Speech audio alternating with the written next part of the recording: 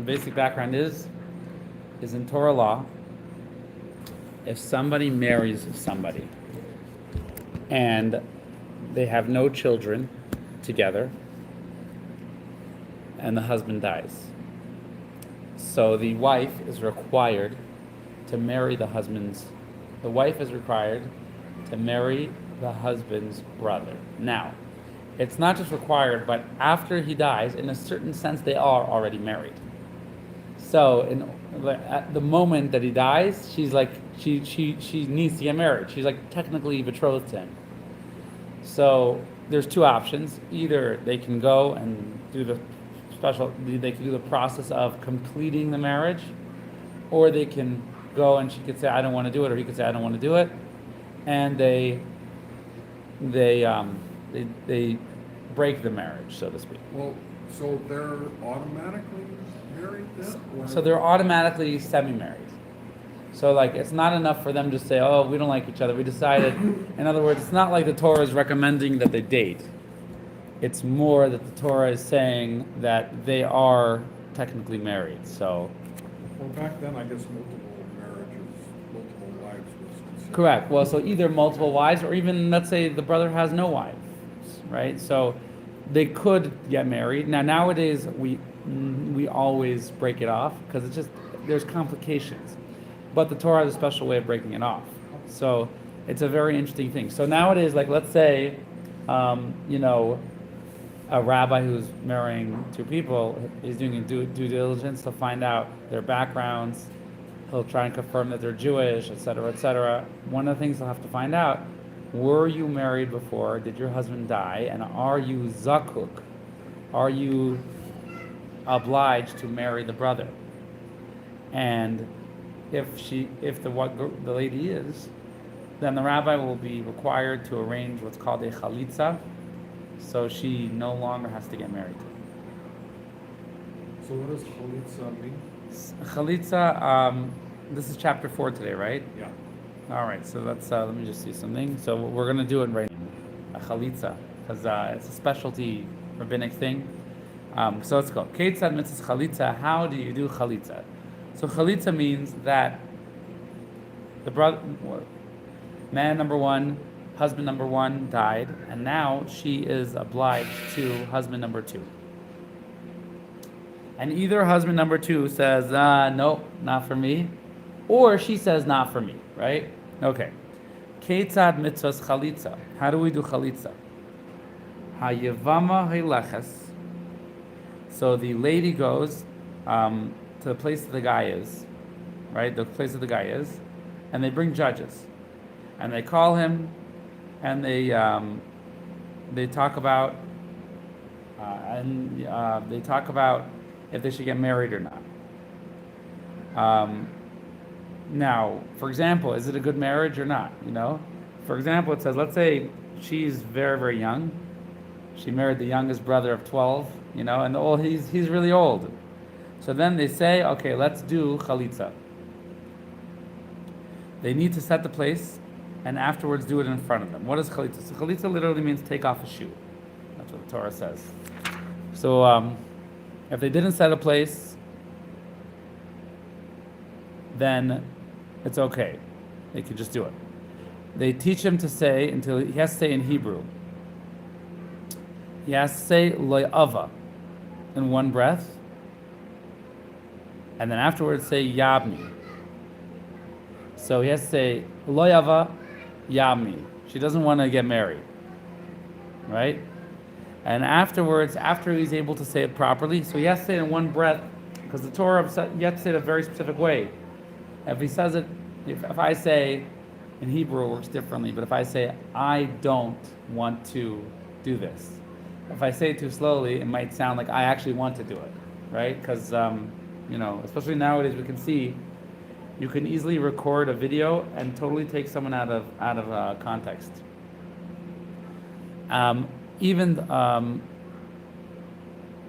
So anyways, they have to just make sure that he says it right.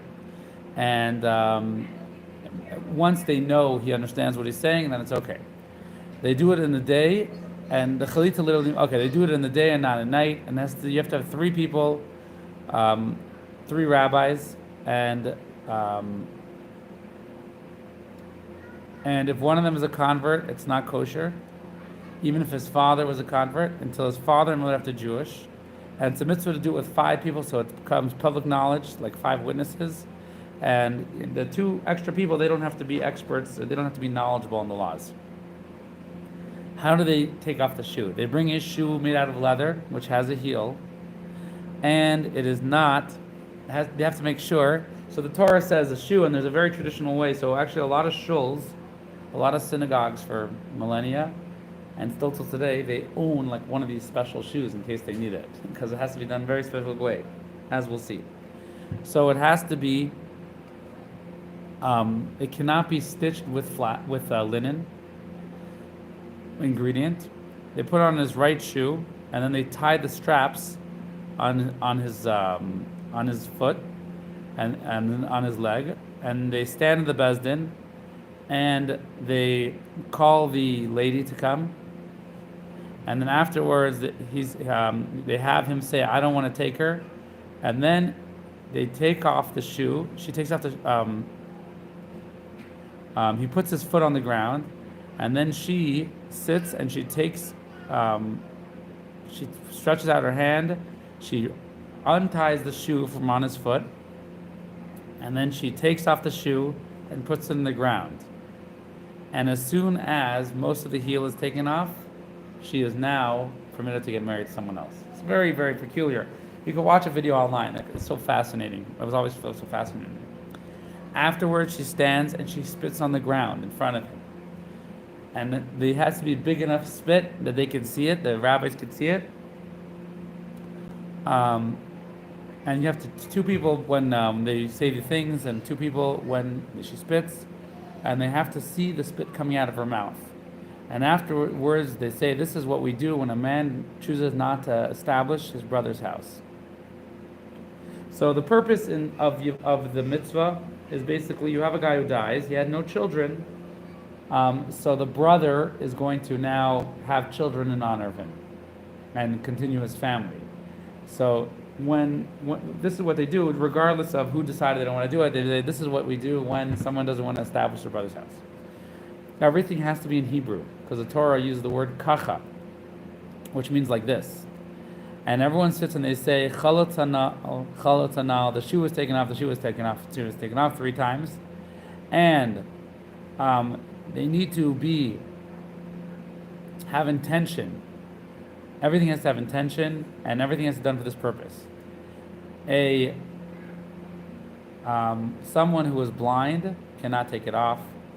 Okay, comes out. So this is what you do. You first say, the Rambam summarizes what you need to do in number 9. First, the man says, Me'ein yivami l'haki lecha b'shem Yisrael le'ava yavmi, and afterwards, she says that, and then afterwards he says le'chafatzi l'kachta. It all has to be in Hebrew. That's why I'm reading it in Hebrew. And afterwards she takes it off and spits, and afterwards they say, this is what we do, and then afterwards, this is the house of taking off of the shoe. And the order is okay if they change the order. Okay. However, if she spits before she takes it off, or she takes it off and then she spits, then it is kosher. Okay. And why isn't that they have to do it in proper order like the Torah says? Well, it doesn't. It's not. The main thing is taking off the shoe. So the spit isn't what's. Any questions on that? Isn't that interesting? You ever know about that? Yeah, that's very interesting.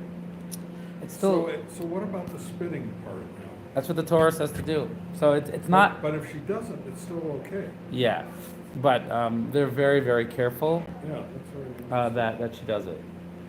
It's notable. Like it's if you Google it online, you can watch like modern cases of it.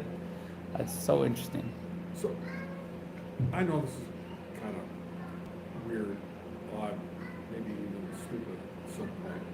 But I've got 2 older brothers, and chances are, especially my Jewish brother, probably going to die before I do. Right? So, do I really consider my sister-in-law my wife if that happens? I mean, No, she had children. oh, that's right. So once you have children, That's if you then do have children. That's right.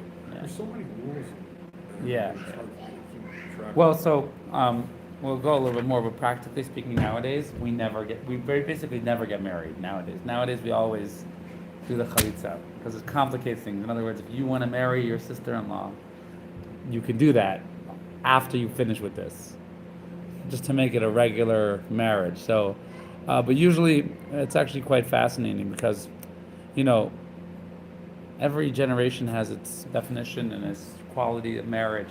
So back then it was like, you know, marriage is more about committed to take care of someone. But nowadays it's like so interesting how like there's like a lot of times you watch the videos, look at the husband and the lady and the man, they barely know each other. And it's like, I don't want to marry you. And like, you know, they barely know each other. It's like humorous. But, um, but nowadays we pretty much always do the chalitza. And then, you know, both the lady is free to marry whoever she wants. You don't have to. Yeah, I mean, yeah, that's what basically we do. Okay. If they just took off the shoe and they didn't say anything and they didn't spit, it's kosher. And if they do it and they did any of those three things, then it's going to be kosher. When do we say this? When they're able to speak. However, let's say she's a mute or he's a mute, they can't do chalitza. And if they do chalitza, it's not kosher. Okay. If they only spat, or they spat and they read and they didn't take off the shoe, this is not kosher. If they only spoke and they didn't do those things, they didn't do anything. The main thing is the taking off of the shoe, and then, but you have to speak and do the other things as well. If they took off the shoe and they spat and they spoke and they're sitting, and the shoe is not fully off,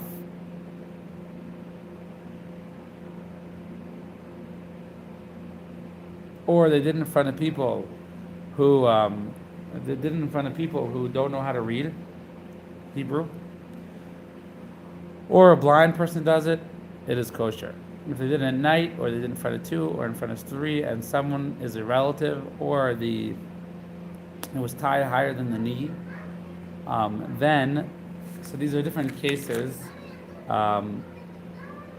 then it will be not kosher. All right. Anyways, we'll stop here, and we'll do the next subject. But yeah, I always very fascinated by this stuff. It's very long and complicated. It's considered such a rare thing. Now, statistically, it's totally possible, but it could be rare. Now, statistically, it happens once in a while. I, in fact, knew of someone who died young. Someone, you know, he was very young, maybe in his 20s, got married, healthy guy. And I guess, you know, sometimes happens, he just didn't wake up one morning. So the wife had a brother, he had a brother who was like, you know, a kid. But she would have to wait for him to get married, biblically. But so he did it at a young age. They did this process so he could, you know, she could get remarried to somebody else because, you know, she didn't want to, you know, a lot of times, if someone's religious, if they're observant Jews, then you know that if they want to get married, they're going to make sure to do it right. But sometimes, you know, someone gets married, hey, I'm getting married, yeah, my husband died, and they don't take into account that they need to do the chalitza. So, what was the act of marriage like back in biblical days, I guess you could call it? I mean, people didn't just date and spend time together maybe a year or two before they got married. They just kind of looked at each other, talked for a little while, and then just got married. Yeah, people do that today also. That was, you know, and marriages lasted, didn't they? Yeah. I mean, Yeah. it's very different nowadays. Well, so, you know, I met with Bracha maybe 8 times, and we decided to get married. Excuse me for asking, was your marriage arranged? It was in the Chabad community.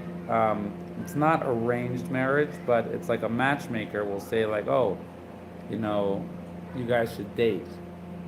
And then if you like each other, you get married. But there's 2 things. Number one, so if you ever listen to Rabbi Manis Friedman online, he talks a lot about how what makes a marriage sustain is not love. Love, and that's why so many marriages break nowadays. People are so hyper-focused on romance and love, and love comes and goes, different days, different, you know, it has different, you know, good times and bad times, and sometimes things are romantic, sometimes they're not. And every relationship has its good days and its bad days. On the other hand, so he says what really makes a marriage in Judaism is commitment. And our parents and I'm saying our ancestors, they understood that there was something really great about taking care of somebody else and wanting to take care of them and being committed to them. So he, on Facebook, on YouTube, he's the most famous rabbi speaker.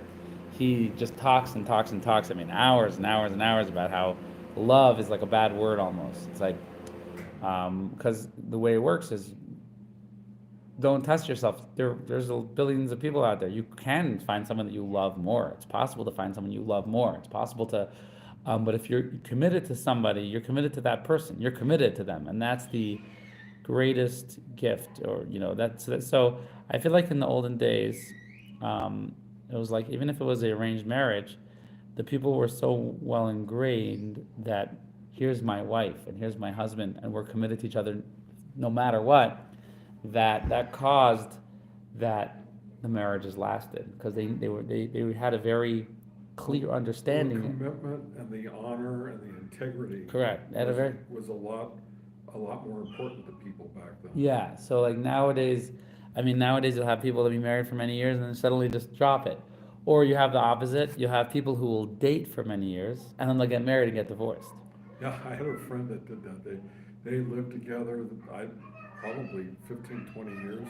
Finally decided to get married, and within a year they were divorced. They couldn't stand each other. Yeah, so that's so common. So like so he talks a lot about how like the greatest human accomplishment is being able to give and commit, and he talks a lot about how marriages are not give and take; they're give and give. Like if you're totally focused on giving, your marriage will last.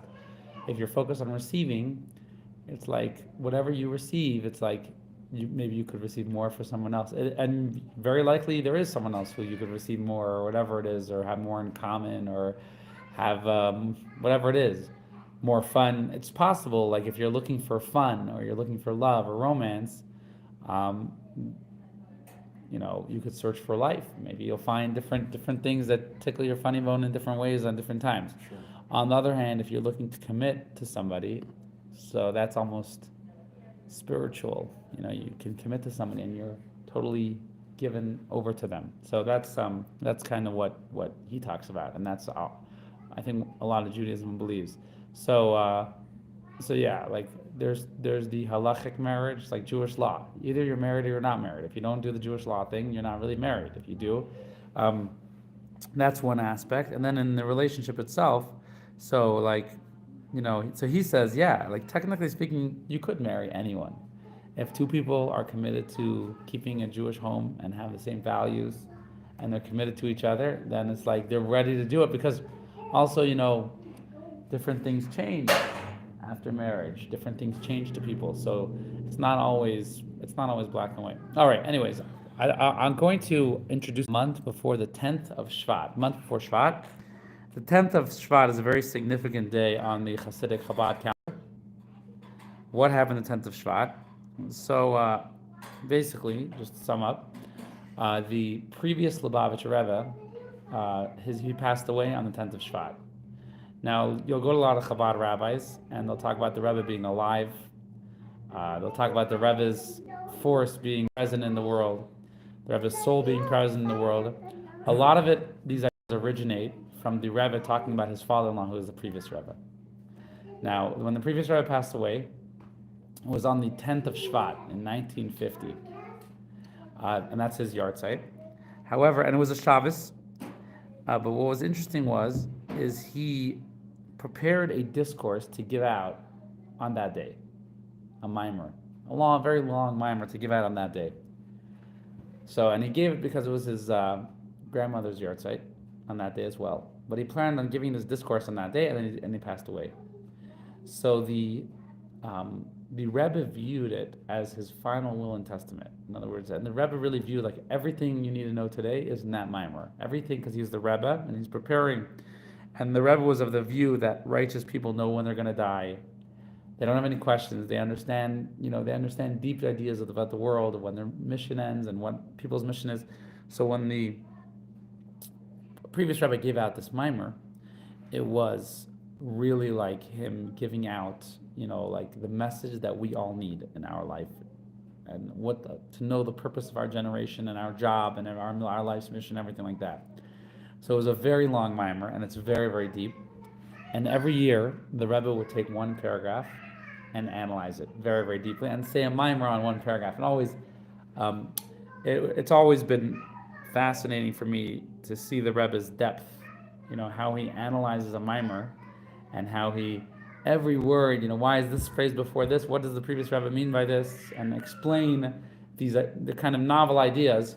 And the track of Maimarim is called Basi Lagani. That's the title of the mimer. It starts with that, and every year the Rebbe would start the mimer with that and kind of summarize the mimer until the point. There were 20 paragraphs, long paragraphs, and then he would summarize. And so the Rebbe became Rebbe a year later, exactly a year later. Right, they were actually marking the yard site, and they right after he said the Rebbe became the Rebbe, and he said the way he became a Rebbe is he said a mimer on that mimer, and he looked at it as if the mimer has some key concepts. The Rebbe viewed that there is 7 generations of Rebbes before Mashiach comes. And what are we up to right now? We're at the 7th, and the Rebbe is the final one. And so we kind of got our job to do, and once we finish that job, Mashiach's going to come. And that was, the previous Rebbe spoke about these 7 generations on the day he died. Or he published these to give out on the day he died. So the Rebbe really viewed that we need to know we're the last generation before Mashiach comes, and we have a special way of approaching things, being that generation, a special job. Each generation has its job. So last year we studied it. We studied this mimer. It's such a deep mimer, the mimer of the previous Rebbe. They translated it into English. I just sent it to you. I think we'll start it next week, but I'll just talk about it a little bit this week, just a few more minutes. But they published it in English.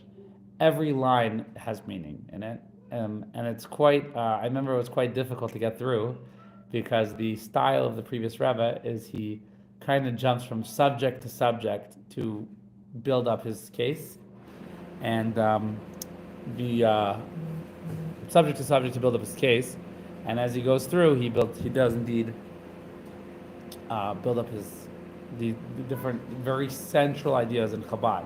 And in fact, a lot of what you see in Chabad today, and like the attitude of Chabad Hasidim, and the attitude of Chabad Hasidim, and the outlook is rooted in this mimer. And it's quite fascinating how the buildup was, how traditionally Chabad was in Russia, and there was a certain way it looked and a certain way people acted, and when they came to America, and when the previous Rebbe passed away, he kind of said, this is your job, what you need to do. So that's what we're going to be studying the next few weeks, because the whole world really studies it now, because it's kind of, they prep for the yard site, they recharge every year. I have a couple of questions. Yeah. One's related sort of, and the other one's not. How does one become a Rebbe? That's a really good question. The Rebbe, when they wanted to become Rebbe, they wanted to become Rebbe, he said, I can't become Rebbe. The previous Rebbe hasn't told me to become Rebbe yet. And the previous Rebbe had already passed away. So a previous Rebbe has to... Yeah. Well, so we look at like Rebbes, they're like prophets, they're like really, really, they're not like people who like work through the system, or they're really like transcendent souls, special souls. And we'll study in Tanya in the next week or so, next 2 weeks. We're going to study how a Rebbe is really someone who has a general soul. And basically all our souls, like the people of his generation, their souls are all just a piece of his soul. So that's what makes him a Rebbe. So it's a soul thing, and like the Rebbe was like, I can't become Rebbe, like you don't understand. It's not like, oh, we're going to hire you. It's like the previous Rebbe, and I don't know if the Rebbe ever addressed it, but clearly at a certain point, the Rebbe felt that the previous Rebbe had come to him in a dream or something and told him, like, you are, because it's the soul thing. If you're not a parent soul, if you're not a Rebbe soul, then you can't be a Rebbe. The way So how does one become a rabbi?